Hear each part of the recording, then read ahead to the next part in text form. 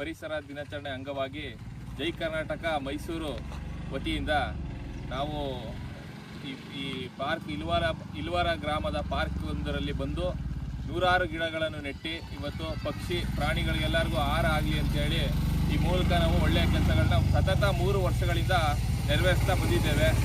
ಹಾಗಾಗಿ ನಮ್ಮ ಜೈ ಕರ್ನಾಟಕ ಎಲ್ಲ ವರ್ಗದಲ್ಲೂ ಕೂಡ ನಾವು ತೊಡಗಿಸ್ಕೊಂಡಿದ್ದೀವಿ. ಈ ಮೂಲಕ ಪರಿಸರ ಆಗಿರ್ಬೋದು, ನೆಲ, ಜಲ, ಭಾಷೆ ಎಲ್ಲದಕ್ಕೂ ಕೂಡ ಮುಂಚೂಣಿಯಲ್ಲಿ ಬಂದು ನಾವು ಈ ಕಾರ್ಯಕ್ರಮ ಮಾಡ್ತಾ ಇರೋದು ನಮ್ಮೆಲ್ಲರಿಗೂ ಖುಷಿಕರ ಅಂತ ವಿಚಾರ. ಪದಾಧಿಕಾರಿಗಳು, ಅಧ್ಯಕ್ಷರುಗಳು ಎಲ್ಲರೂ ಕೂಡ ಈ ನೇತೃತ್ವ ವಹಿಸಿ ಸತತ 3-4 ದಿನಗಳ ಶ್ರಮದೊಂದಿಗೆ ಈ ಪರಿಸರ ದಿನಾಚರಣೆಯನ್ನು ನಾವು ಆಚರಿಸ್ತಾ ಇರೋದಕ್ಕೆ ಬಹಳ ಸಂತೋಷ ತಂದಿದೆ. ನಾವು ತುಂಬ ಹೃದಯದ ಕೃತಜ್ಞತೆ ಸಲ್ಲಿಸ್ತೇವೆ.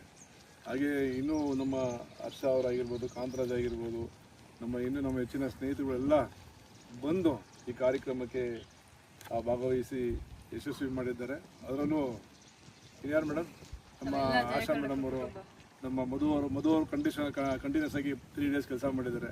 ನಮ್ಮ ಎಲ್ಲಕ್ಕಿಂತ ಜಾಸ್ತಿ ನಮ್ಮ ಗೌರವಾಧ್ಯಕ್ಷರು ಅವರ ಮೊದಲನೇ ಹಳ್ಳ ತೊಟ್ಟಿದ್ದು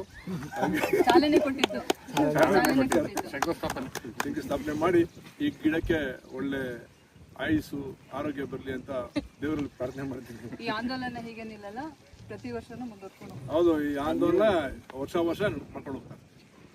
ಮೇಡಮ್ ಅವರ ಒಂದು ಸಾರಥ್ಯ ನಮ್ಮ ಜೀವ ಇರೋವರೆಗೂ ಮಾಡ್ತೀವಿ ಆಂದೋಲನ ಯಾವತ್ತೂ. ಇದು ಯಾರ್ದಾರು ಒಳ್ಳೆ ವಯಸ್ಸಲ್ಲಿ ಜಯ ಕರ್ನಾಟಕ ಸಂಘಟನೆಗೆ ಜೈ ಅಂತ ಜೋರ ಬರ್ಬೇಕು ಅಷ್ಟೇ.